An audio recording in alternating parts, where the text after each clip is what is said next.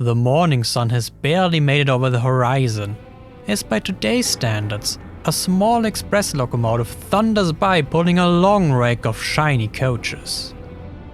The dawn of a new era of rail travel, and what no one could yet know, the end of something old.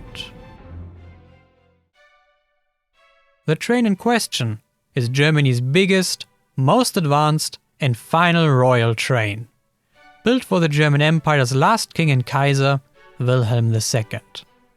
When he became Germany's final emperor in 1888, his personal saloon coach number 1 was already under construction.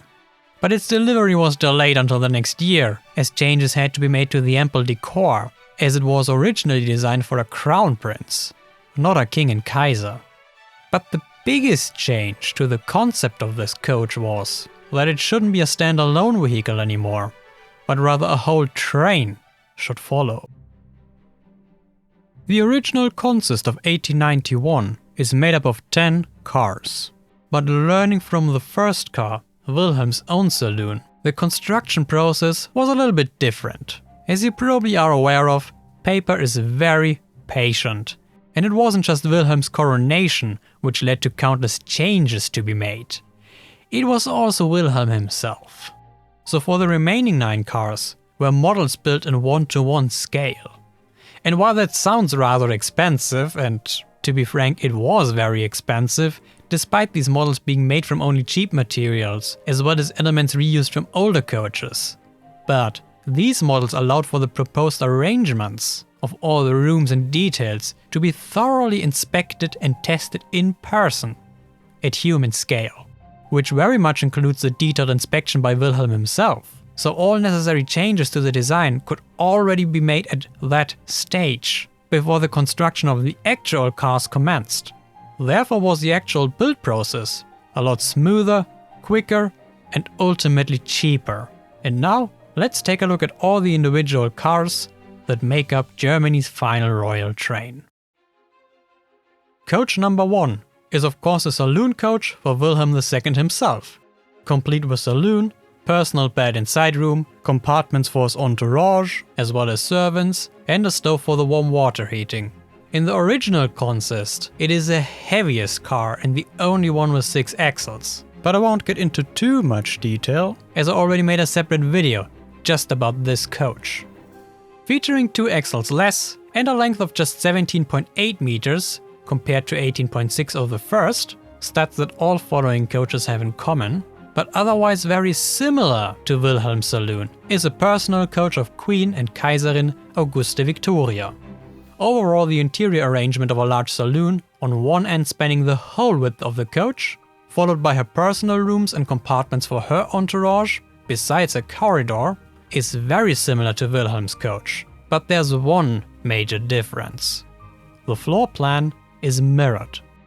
The corridor was supposed to always be on the same side throughout the whole train, so it's easier to walk from one coach to another. But at the same time were the 2 saloons of the Kaiser and Kaiserin supposed to face each other, leading ultimately to this change. As a coach number 2, however, was never intended to be a standalone vehicle, were there no extra compartments for servants, just 2 for Auguste's closest liege women. This made it possible for her bedroom to be much more generous than Wilhelm's. In addition, she also received a dedicated room for all her garments. But otherwise, her coach exactly mirrors, pun intended, her spouse's coach, with stove for warm water heating, removable shutters outside her personal rooms, a doubled-up roof to prevent excessive heat from entering the car, as well as the optional sun canvas, complete with sprinkler system. Numbers 3 to 6 are carried by the coaches for the remaining entourage and servants. Coach number 3 is reserved for Wilhelm's entourage, number 4 for Augustus, and number 5 and 6 for the male and female servants respectively. Apart from more elaborate ornaments, are these very similar to regular first-class sleeping cars. So the backs of the seats are able to fold up, thus allowing for the lower part to be turned into a bed, while the upper part serves as a glorified shelf. However, the 2 entourage coaches, as well as the 2 servant coaches, are exactly like the saloon coaches, mirrored to each other, resulting into the stove always being at the far end from the respective saloon car. Another noteworthy difference is the baggage compartment, which is much larger on the female entourage car and also more centrally located. Further 2.5 servant compartments can be found in the first half of the kitchen car, number 8, while the other half includes a small storage room, the kitchen itself, and a dedicated serving room connecting to the actual dining car, number 7. This one is complete with a separate buffet room before finally entering the large dining room, which takes up about 2/3 of the coach's length and offers seats for 22 people around a very long table.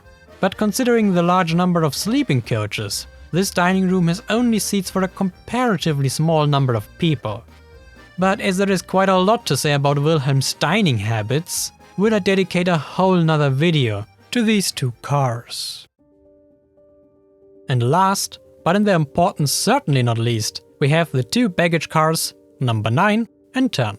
They share the length of 18.6 meters with Wilhelm's saloon, despite only having 4 axles. They are, however, much lighter equipped, like the warm water heating as well as a clear stoy. But not even half of the interior length is actually occupied by storage space, from the outside identifiable by the double doors as well as barred windows. In the middle of the car we have a somewhat strange looking door on both sides, and that leads to a room reserved for the high-level railway officials escorting the train. And from this room, through what might be the shortest corridor a train has ever seen, which gives access to the restroom, we can also reach a small workshop, which houses spare parts for the train, as well as a resting area for the wagon master, which can be separated from the rest of the room using a heavy curtain. And sitting at the very end, proudly on top of the roof, is a lookout and guards compartment. Both baggage cars are, besides the number of course, perfectly identical. So you might wonder, why do we need 2 of them to begin with? Due to safety concerns had in Germany, as well as many other countries, the first car behind the locomotive of a fast-running train to always be kept free of passengers. And as usually a baggage car was needed anyway, it only made sense for it to also take the role as a required buffer car.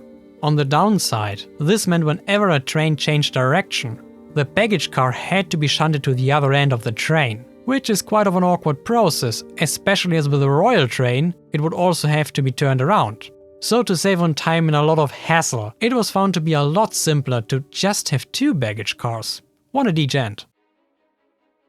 Which already leads us to the question of how the royal train was assembled.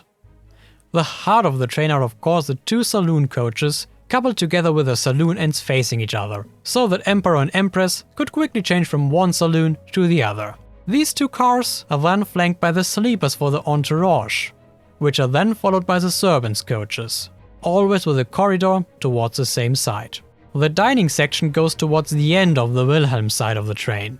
The dining room faces towards the sleepers, so the buffet room links directly up with the serving room of the kitchen car, and with that the kitchen car's compartments face the luggage compartment of the baggage car, while the second baggage car finishes the train on Augusta's side, also with the luggage compartment orientated towards the middle of the train, resulting into the guard's outlook to be on both sides at the very end of the consist. This arrangement, however, had one major flaw. While in theory the whole train could be traversed, not everybody could just walk through the Royal Saloons, especially not staff. Therefore the train was equipped with a telephone system.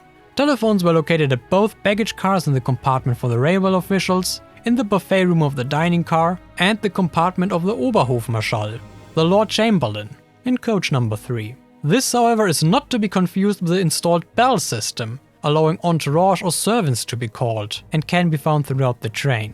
But not in all circumstances were all cars needed. Traveled the Kaiser without his spouse, was Augusta's side of the train simply omitted. Wilhelm's saloon faced then directly the baggage car. On the other hand, could and did the train also grow beyond its initial 10 car length with the addition of more royal sleeper cars. And new cars were needed anyway, as despite being top of the art while built, did technology progress even further. And surely, the royal train always had to be better and more modern than the regular passenger coaches. In particular, the development of smoother riding 3-axle bogies not only allowed all cars of the train to have 6 axles. It pretty much demanded it. And so, the initial cars were fairly soon superseded by even better ones. But that is a story for another video.